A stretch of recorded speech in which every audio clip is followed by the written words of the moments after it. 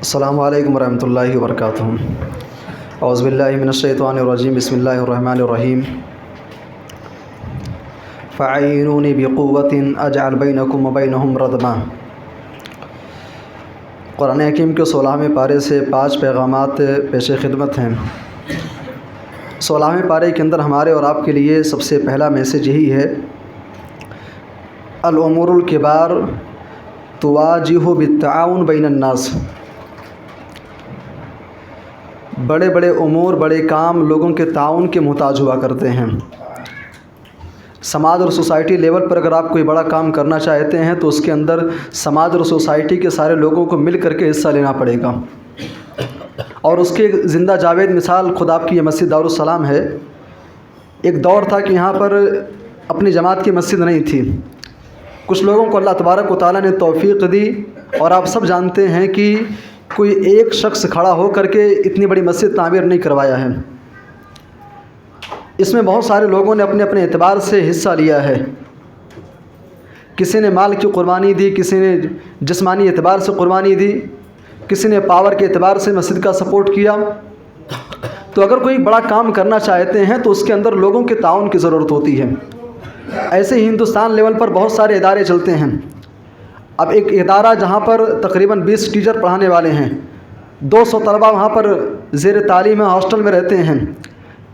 اب اتنے سارے لوگوں کے لیے 20 ٹیچر کے لیے ایک تنخواہ کا انتظام کرنا، طلبہ کے لیے کھانے پینے کا انتظام کرنا، ظاہر سی بات ہے ایک آدمی کے لیے بڑا مشکل ہے بھائی۔ ایک نارمل سا بندہ ایک چھوٹی سی فیملی 10 لوگوں پر مشتمل ایک فیملی چلاتے ہوئے اس سے بڑی پریشانیوں کا سامنا کرنا پڑتا ہے۔ ایک بندہ کھڑا ہو کر کے ایک مستقل ادارہ چلا رہا ہے۔ میرے بھائی اور دوستو، ضرورت اس بات کی ہے، قرآن حکیم کے 16ویں پارے کے اندر پیغام یہ ہے کہ بڑے بڑے جو کام ہیں اس کے اندر لوگوں کے تعاون کی ضرورت ہے۔ دنیا کے اندر ایک بادشاہ گزرا ہے، ذوالقرنین ایک ایسا بادشاہ گزرا ہے جو پوری دنیا کے اوپر، جس کو اللہ تبارک و تعالیٰ نے بادشاہت دی تھی، پوری دنیا پر حکومت کرنے والا بادشاہ ذوالقرنین دنیا کو فتح کرتے ہوئے ایک ایسی آبادی اور ایک ایسی بستی کے پاس سے اس کا گزر ہوتا ہے جہاں کے لوگ پریشان تھے۔ ذوالقرنین وہاں پر ٹھہرتا ہے، ذوالقرنین کے پاس گئے، کہتے ہیں کہ دیکھو ذوالقرنین، ان یاجوج و ماجوج مفسدون فی الارض، ہماری اس بستی کے اندر یہاں پر یاجوج اور ماجوج رہتے ہیں۔ یاجوج اور ماجوج کا نام آپ نے سنا ہوگا۔ قیامت کی بڑی نشانیوں میں سے ایک نشانی یہ بھی ہے، جب قیامت قریب آئے گی تو یاجوج اور ماجوج کا خروج ہوگا۔ اور یہ کوئی 2 شخص کا نام نہیں ہے یا کسی ایک بندے کا نام نہیں ہے، بلکہ 2 قوم کا نام ہے۔ یاجوج اور ماجوج 2 قوم کا نام ہے۔ وہاں کے لوگوں نے ذوالقرنین سے شکایت کیا، کہا دیکھو ذوالقرنین، یہ یاجوج اور ماجوج یہ بڑے ہی فسادی قوم ہے، بہت پریشان کرتے ہیں۔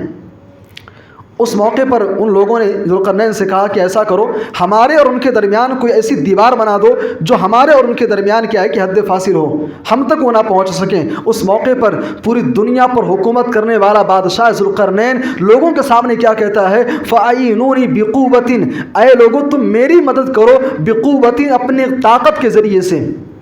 یہیں پر اشارہ یہ ہے کہ اگر آپ کوئی بڑا کام کرنا چاہتے ہو تو اس کے لیے لوگوں کے تعاون کی ضرورت ہے۔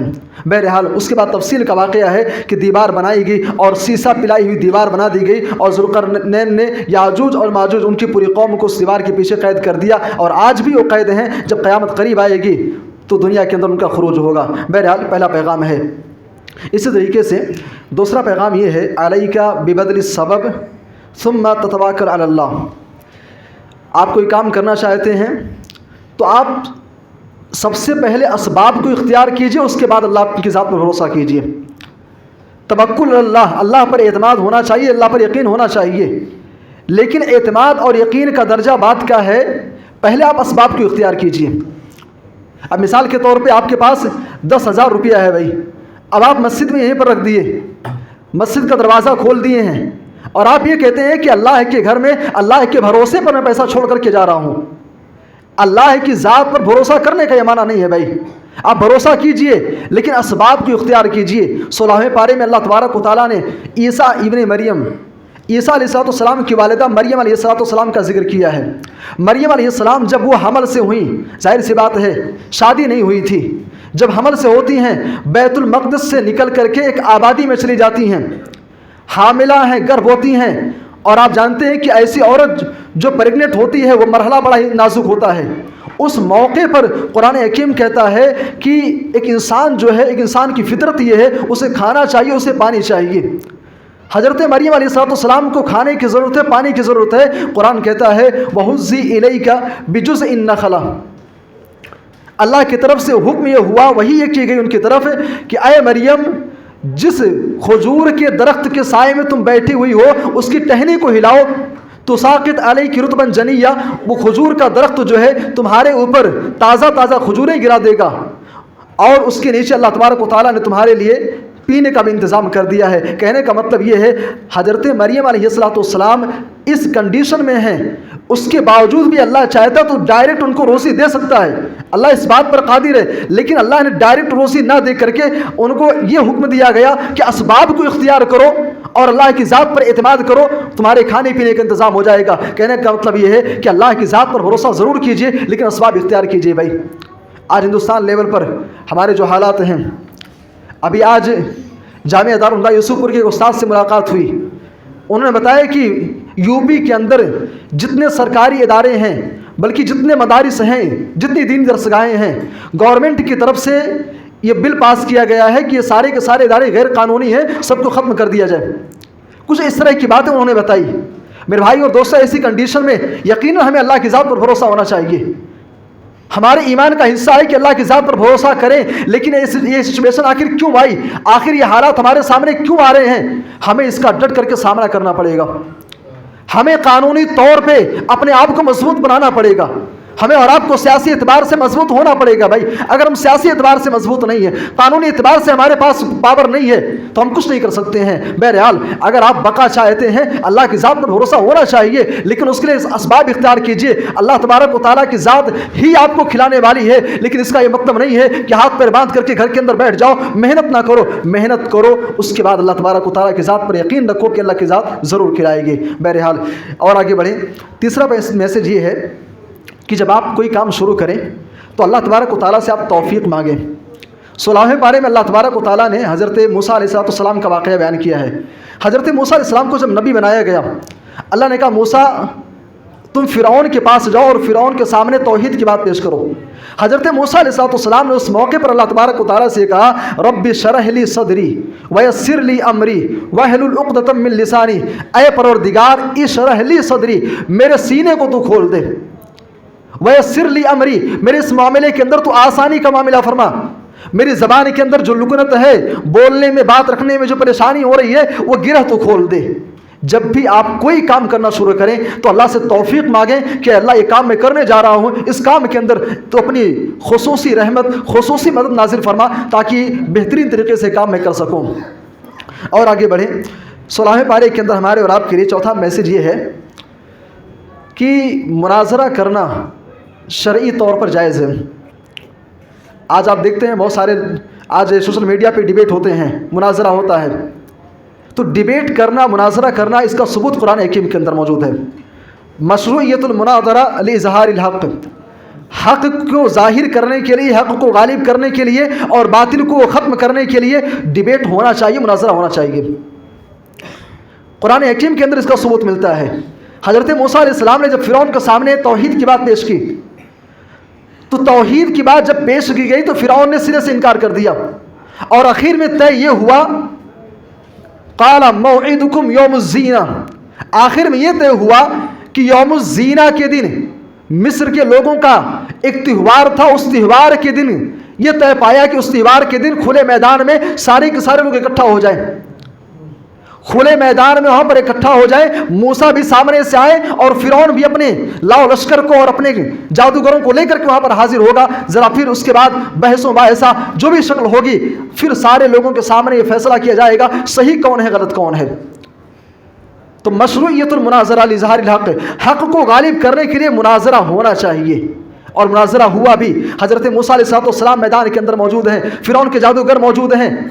فرعون کے جادوگروں نے اپنی رسیوں کو، اپنے کرتب کو انہوں نے میدان کے اندر ڈالا. وہ سانپ کی شکل میں حضرت موسیٰ علیہ السلام کو دکھائی دینے لگے. اللہ کی طرف سے حکم ہوا موسیٰ ڈرنے کی بات نہیں ہے، گھبرانے کی بات نہیں ہے، تمہارے ہاتھ میں جو لاٹھی ہے اس لاٹھی کو تم زمین پر ڈالو اور لاٹھی ڈالتے ہی وہ ایک بڑے اژدہے کی شکل اختیار کرتا ہے اور فرعون کے جادوگروں کے جتنے بھی کرتب تھے سارے کرتب کو نکل گیا۔ کہنے کا مطلب یہ ہے کہ مناظرہ کرنا یہ شرعی طور پر جائز ہے، اس کا ثبوت قرآن حکیم سے ملتا ہے۔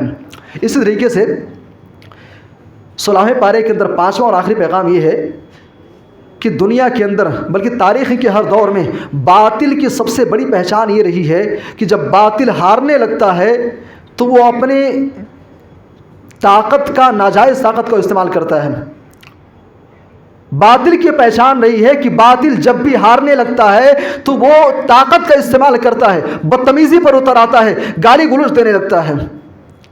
آج آپ بہت دور جانے کی ضرورت نہیں ہے، 2000 سے لے کر کے 2024 کے بیچ میں مسلمانوں کے درمیان جتنے بھی مسائل پر ڈیبیٹ اور بحث و مباحثے ہوئے ہیں آپس میں، کسی بھی مسئلے میں، چاہے تراویح کا مسئلہ ہے 20 ہے کہ 8 ہے، رفع الیدین کا مسئلہ ہے، یا اس طریقے سے اور بھی جو طلاق وغیرہ کے مسائل ہیں جہاں پر مسلمان آپس ہی میں اختلاف کے شکار ہیں، مسلمانوں کے درمیان جب بھی اس طرح کے بحث و مباحثے ہوئے ہیں، بھائی ہونا تو یہ چاہیے کہ اگر شرعی معاملے میں کہیں اختلاف ہو جائے تو اللہ اور اس کے رسول کی طرف لوٹاؤ، لیکن جب بھی بحث و مباحثہ ہوا ہے تو یہ دیکھا گیا ہے کہ جن کے ہاں اندھی تقلید ہے، جو قرآن و حدیث کی راہ کو چھوڑ کر کے غیروں کے اپنے علماء اور ائمہ کے طریقے کو اپنائے ہوئے ہیں، وہ گالی اور بدتمیزی کی راہ انہوں نے اختیار کی ہے۔ جب فرعون کے سامنے حضرت موسیٰ علیہ السلام نے اللہ تبارک و تعالیٰ کے حکم سے لاٹھی کو ڈالا، حضرت موسیٰ علیہ السلام کو فتح نصیب ہوئی اور فرعون کے جادوگر جب ہار گئے، اس موقع پر فرعون نے کیا کہا تھا؟ فرعون نے کہا اپنے جادوگروں سے کہ تم لوگ مجھ سے اجازت لیے بغیر ایمان لے آئے۔ جادوگروں نے موسیٰ علیہ السلام کو دیکھا، کہا یہ تو جادو نہیں ہو سکتا ہے، جادو کے سارے کرتب سارے ہنر ہم کو آتے ہیں، یہ موسیٰ انہوں نے جو دکھایا ہے کم از کم یہ تو جادو نہیں ہے۔ جتنے جادوگر تھے سارے کے سارے لوگ حضرت موسیٰ علیہ السلام کے اوپر ایمان لے آئے۔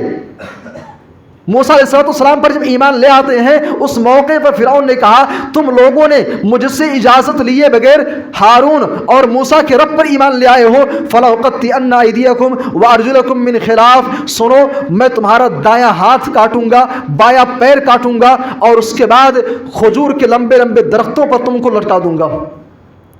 یہ باطل کی پہچان ہے بھائی۔